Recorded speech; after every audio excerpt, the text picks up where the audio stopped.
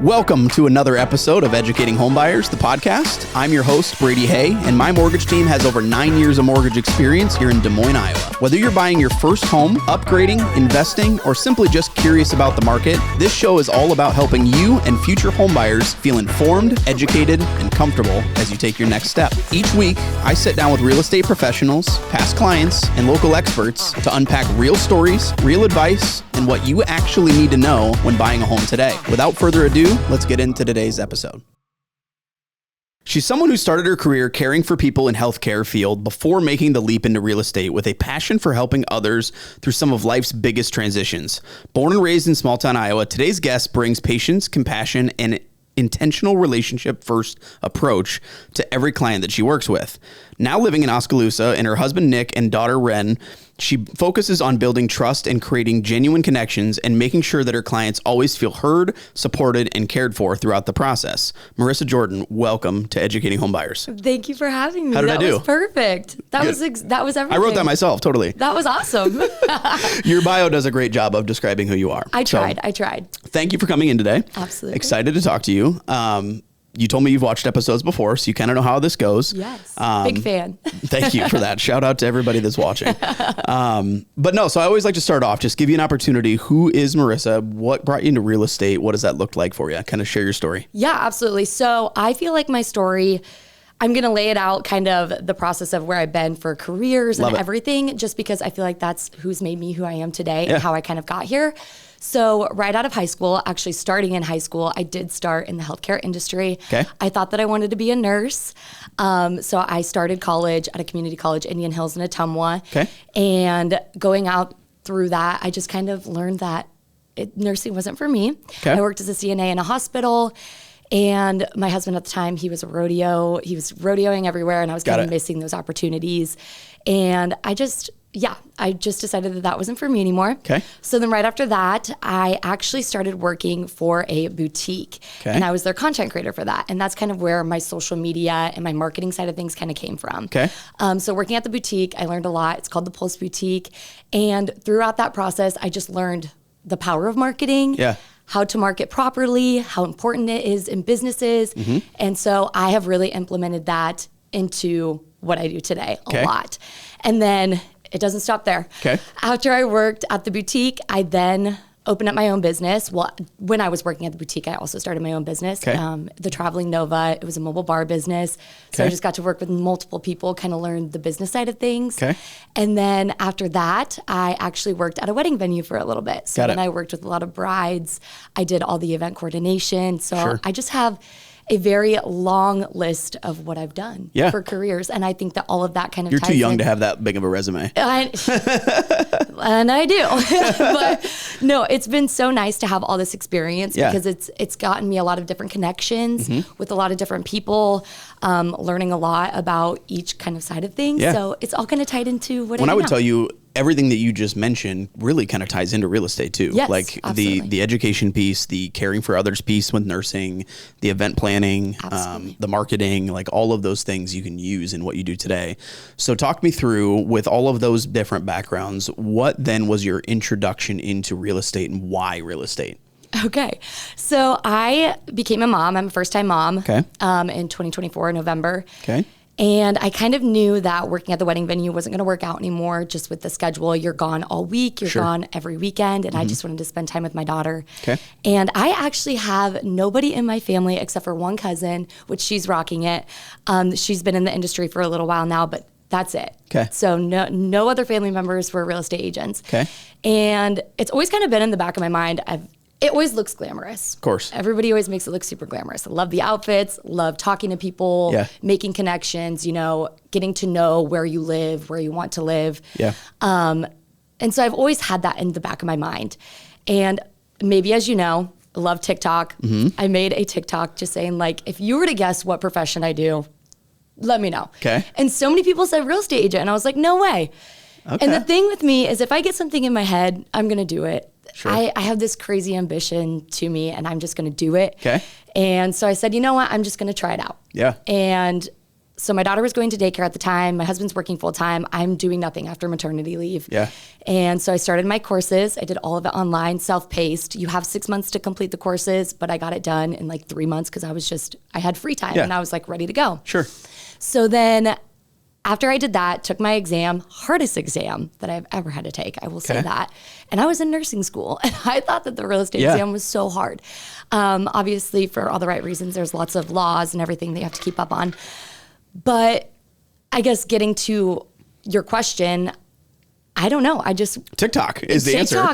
TikTok, they made me want to try it. Yeah. And honestly, I'm so thankful that I did, because this is the first career path that I have fully felt like myself, because I get to express myself into my own brand. Yes, I'm a part of a brokerage and a team who I adore, but it's also, I get to make this business who I want myself to portray as. So yeah, I just kind of took it and ran with it. And I'm going to continue to do that, hopefully for the rest of my life. I love it. So you're roughly a year? I don't want to like put a date on it. Yes, I guess. October of last year. So just over a year? No, not even a year. Not even a year. Okay. So 7 months in. Yes. Passed your test. What has the last 7 months looked like for you? I think that's super valuable for people to hear. What are some things you've kind of focused on? Absolutely. So what I've been focusing a lot on is educating myself. So I've been doing a lot of mentorship, following people. Yeah. I have a great team. So I go to the office every day. I think that's very important. I needed an office space, and that's kind of one of the main reasons that I wanted a team. Sure. Was to have that space where I could go in and work, and I could balance my work and my life. Totally. I didn't want to work at home. Yep. And so I've been doing that, going into the office, just listening to other agents talk and just getting all of this information from them has been great. Yeah. And then not only that, but I guess, I don't know, just following, listening, and remind me what your question was. Basically, what's the last 7 months look like? So anything you've really focused on from a career standpoint. So then after that, I got my first referral from somebody on my brokerage. Okay. And it was so exciting to me. I was like, oh my gosh, this is my chance to like actually do the work and like get to show people houses. I was a buyer's agent in this case, and that was in December. So I was fresh. Yeah. And it was just so nice experiencing that. And like after we got that deal done, I just wanted more. Like I was hungry for more, and I just wanted to keep going. So I'm continuing to go to all of my Rev Up classes. Continuing education is so serious in this business because things are constantly changing. Yep. So just kind of doing that and just following others and really putting myself out there. I love it. I think one of the more valuable things to learn, especially as a newer agent, like sharing stories is super valuable. Talk about that first buyer you represented. Is there anything that stood out to you as far as like maybe some of the lessons you learned as a new agent going through that? Is there anything you remember that like was eye-opening to you, I guess? Yeah, absolutely. So this was actually a relocation couple. Okay. So they were moving from Wisconsin back to Iowa, and it was during the winter months. And I'm a terrible driver in the winter anyways.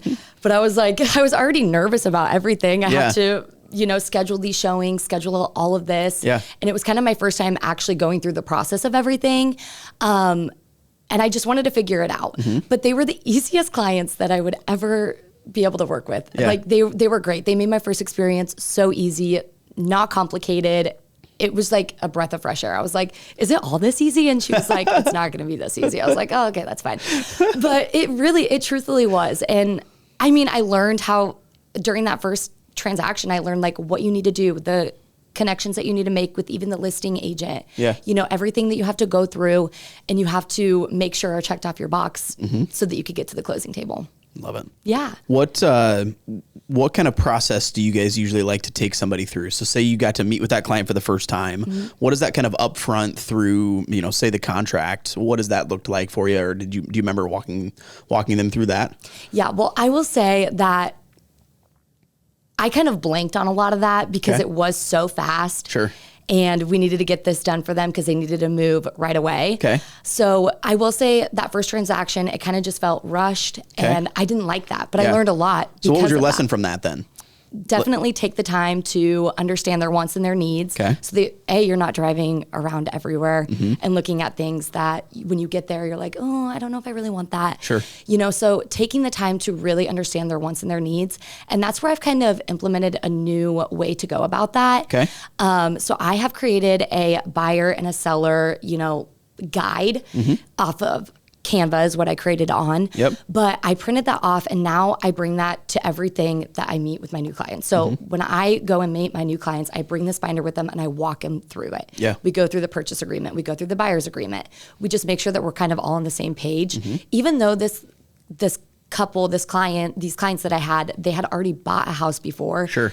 It's always going to be different. And especially in the state of Iowa, it's going to be different than how things go in Wisconsin. So I really like that I created that buyer and that seller guide to go through that with them, because it also refreshes my mind as well. Yeah. Like, this is the steps that we're going to take. This is kind of what's going to be in here and what we're going to do. So I think implementing that has helped a lot.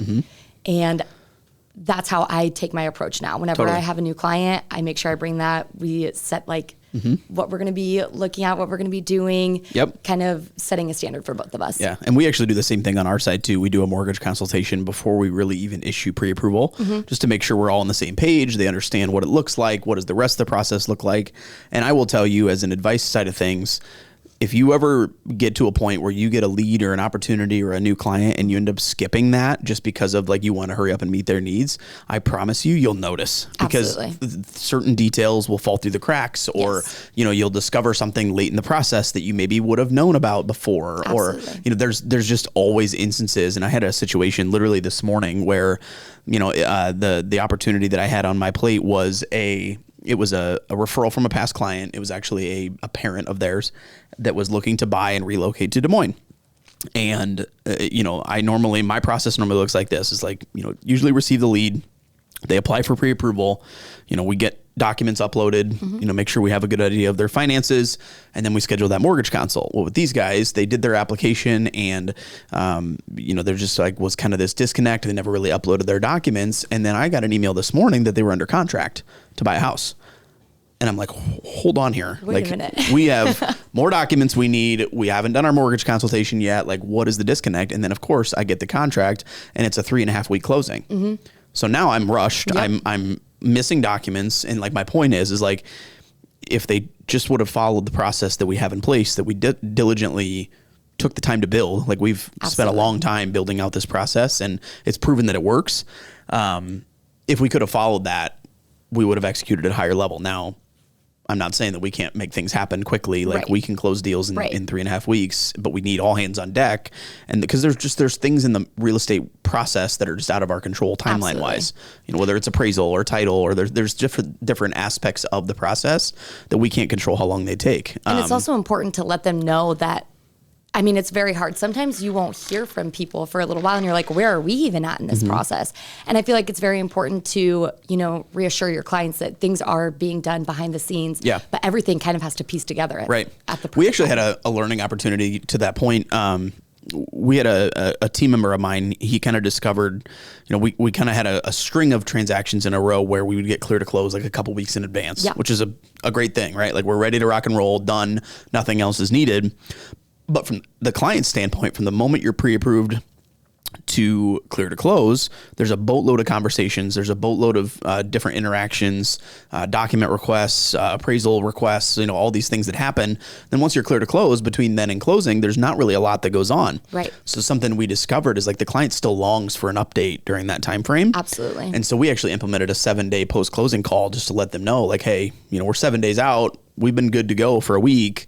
We just want you to know, this is what happens next. And that kind of helped bridge that gap, because to your point, there can be lulls where they don't really know what the latest is. Yeah. So that was just something that we kind of learned. And I think that that's some advice that I would give you is always be learning and evolving, this job, I've been doing this over 10 years and it'll always be different. And there's always things you'll learn, and different loan terms or products, or, different one-off scenarios that your clients will experience. Just always be a sponge and continue to learn is the best advice that I can give you. For sure. And with that, there's going to be times where maybe I don't know the answer to something. Yeah. And because I'm still learning, being newer, I'm absolutely still learning. And sometimes maybe that could steer somebody away, a client, but I want people to know, and my clients to know, that if I don't know something, I'm going to figure it out for you. Right. And it's a huge thing to have great communication about that. Yep. I think if you're upfront and honest about, hey, I don't know that. Yep. but I will find out and I'll get back to you. I think that that's also very important. And then in between those times when, things are happening behind the scenes, just making sure that you communicate that with them and to know that things are still moving, or maybe, we had a block here, but we're going to figure this out. And that's my main thing is communication and making sure that if I don't know something, I'll figure it out for the both of us. We have a new kid that just started in our office too in the mortgage side. He's probably maybe even a few months behind you as far as timeline goes. Just started, maybe first of the year, somewhere in there. And he got some advice from an insurance partner of ours that, and I'm not going to say the whole quote because I'm going to butcher it, but basically it was something along the lines of experience doesn't need to be linear. So my point is like, yes, you're 7 months in, but that doesn't mean that you're, less professional or less a worse representation to somebody who's been doing it for 30 years, because that linear stretch, like just because they have a 30-year trajectory of their career doesn't mean that they haven't adapted with the times, right? Like you're arguably just as trained on today's processes because of your testing and trainings that you took through the test. And then, any training you had in the last 7 months, like you can represent a client to the same ability as what a longer tenured client is too. And on top of that, you've got your team that you can rely on that will help bridge that gap too. So I just want to encourage you is like, don't ever feel like your lack of experience is a downfall to your business. Like you are rightfully earning the opportunities you're given as well. And you can be a value add to the people you get to interact with. For sure. And with that too, people listening or, future clients, I think it's also kind of a positive thing to have somebody as a newer agent because we're fresh, we're ready to go. We have the time. We don't have a line of people, we're available. Totally. And with that availability, especially in today's market, it's very important and it's valuable because if a house goes up, and this has happened to us, I just recently had some buyers and we had looked at 26 homes before we were able to get one. Not to say that we didn't put offers on some of them, but it was just, we got into that battle where, they were going up and going down in one day. And so I was always available for them. If they wanted to go look at a house that day or the next day, I was ready for them because I was newer and I had the time to do it and the capacity to take it on. And I'm so fresh and I'm ready to learn and I'm ready to take on these opportunities. Not only that, but obviously with the marketing or with social media marketing and all of that, I think that's huge in today, especially over in our area. I know Central Iowa, they have it down. They have their own little bubble. It's also kind of different over where we are though. Yeah. And with that, it's very important as a newer agent to market myself how I want to right off the bat. Sure. And we have great potential over there to kind of start something with social media. Right. And, on our team, we're a bit younger, so we have these new fresh perspectives and we get to do all these new trends and we're up to date on these things. And I think that that's going to take what we do for marketing to the next level. Yeah. You talked about TikTok and how much of a priority is that to you. What's your insight onto the different platforms? Like, do you notice a difference in the way that content is received from TikTok versus Instagram versus Facebook? And I guess, is there anything like to anybody that's listening that you would recommend on how to handle that, I guess? Yeah. So being in my mid-20s, obviously my clients and who I attract first are going to be people my age. Yeah. And the people my age are currently on TikTok and Instagram, right? I mean, obviously some of us are on Facebook. I still like Facebook. I use Facebook every day, but it kind of depends on who I really want to attract and who I want to bring and who I want to help out. Obviously right now it's anybody and everybody. Like, of course, I will always help anybody, whoever needs help. Yep. But the different things that I'm putting on Instagram and TikTok, or I should say the things that I'm putting on Instagram and TikTok are different than what I'm putting on Facebook. Okay. Because that's just who we're kind of trying to reach out to. The Facebook people, they don't necessarily always love to see the videos. They want to see the pictures. They want to see, the updates and the statuses of those. But with TikTok and Instagram, you can get a little more creative because they understand your humor, kind of how you're marketing that out. Not to say that I don't ever cross post on all three platforms. I personally don't use Twitter or X, as you would call it, just because, I don't know, I just don't see a huge use on there. But I don't know, I just feel like each platform brings in a different perspective and a different client. So do you think that the same video can do just as well on Instagram as it can on TikTok, or do you even have to like be a little bit different on that front? I think so. I mean, I always cross post as Reels and TikToks together to say which one's going to do better. I always say TikTok, but I know how it works over there a little bit more. Of course. You would think with Instagram being around a little bit longer and me being on there, Reels kind of was pushed out after TikTok, just because TikTok blew up. And TikTok's kind of where I gained my social media following first. So I feel like I'm more comfortable over there. I think from my perspective too, TikTok does a better job of exposing you to non-followers. Absolutely. And you get the attraction or the viewership from people who maybe don't know who you are yet. Right. Which I've loved, right? Like for me as a mortgage lender, a bigger part of my audience that I desire to attract would be real estate agents, right? And I've found that TikTok has allowed me to attract newer agents authentically through the algorithm, whereas on Instagram it's hey, I have to shoot this person a follow, hope that they follow me back, and then they'll start to see my content, which is valuable too, don't get me wrong. Absolutely. It's just a different way to attract that, and I think that TikTok does a better job, at least in our industry, of getting the exposure without requiring that follow back. Right, exactly. And that's the same way with Facebook. I mean, you already have your friends and your followers on Facebook, the people that you have accepted to be on Facebook. Right. And then Instagram's kind of just like another step into going to TikTok, just because you have your followers, they're going to see it first. It is very hard to get things pushed out on Instagram Reels. But then, like you said, TikTok is just, it's out there. It's out there for anybody to see, and anything can blow up at any point. I think it's dependent on the way you consume content too. Like I think about the way that I look at social media, which is more than I'm proud to admit. I spend a lot of time looking at it. Same. And I always say, I think about those. I think of those different platforms, right? Like TikTok, I will tell you, I am avidly scrolling the For You page, watching different reels, different TikToks, etc. Whereas on Instagram, I'll tell you, like from my perspective, I'll scroll the first like maybe top 20 actual posts, and then I'm looking at stories. Like I think stories are more what I'm consuming on Instagram. I almost never go to Instagram Reels and scroll on there. Right. And so maybe that's where, like, for me as a person who posts, like, obviously I do post Reels because it's the podcast clips, and I'll post occasional, like actual posts, but stories are what are my main attraction on Instagram. That's what I'm trying to prioritize. Whereas TikTok is more like, I'm going to scroll the feed on that side. Do you agree with that? I absolutely agree with that. And I think it's very important to share everything onto your stories as well. Yeah. And it's all because it's easily accessible. Right. Because it's right there up at the top. Yeah. I mean, and that's why TikTok is so easy to use, because it's right there. You just scroll. Yeah. Just scroll. And like, you want a tip? That's it.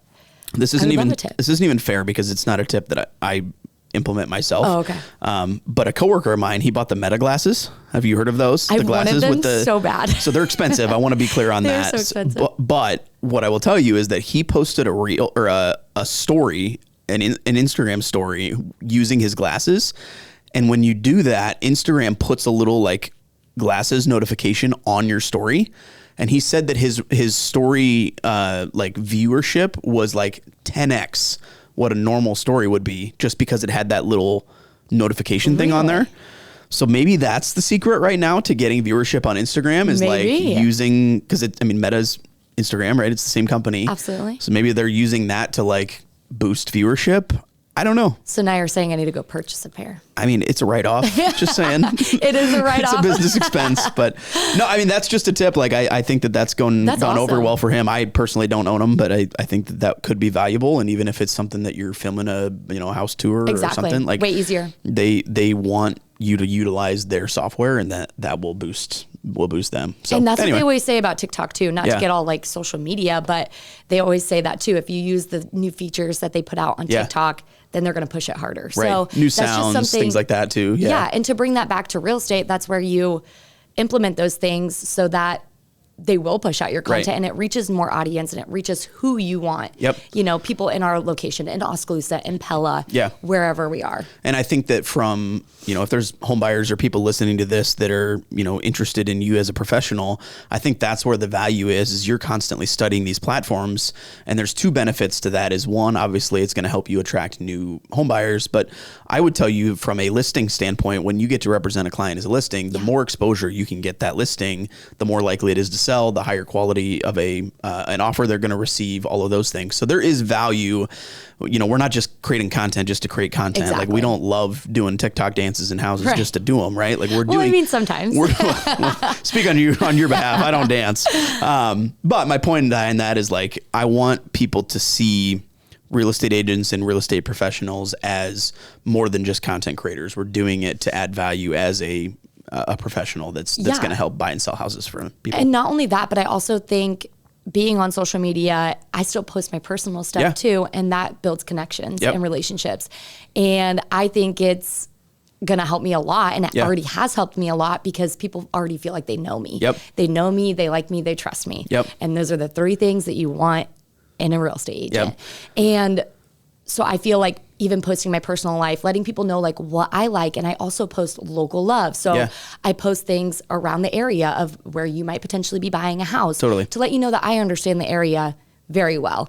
I know what's here. I know what I can tell you and share with you about where you could potentially be living, where you might want to live. Not to say that I only focus on those places, because I'll try to figure it out anywhere I go. I love the state of Iowa, so I'm going to try to learn everywhere. But I think that that's very important to also share personal things so that people know who they're working with. Totally. We actually talked about that last episode. You didn't know that because you weren't listening, and it's not live yet. But we talked about that exact same thing as being authentic to who you are and sharing that helps break down that wall between you and the clients so that they already know who you are before you even schedule your first consultation. Exactly. And not to bring this up, but also like fashion. I think that's a huge topic right now in the industry, is what people are wearing to showings and to all these things.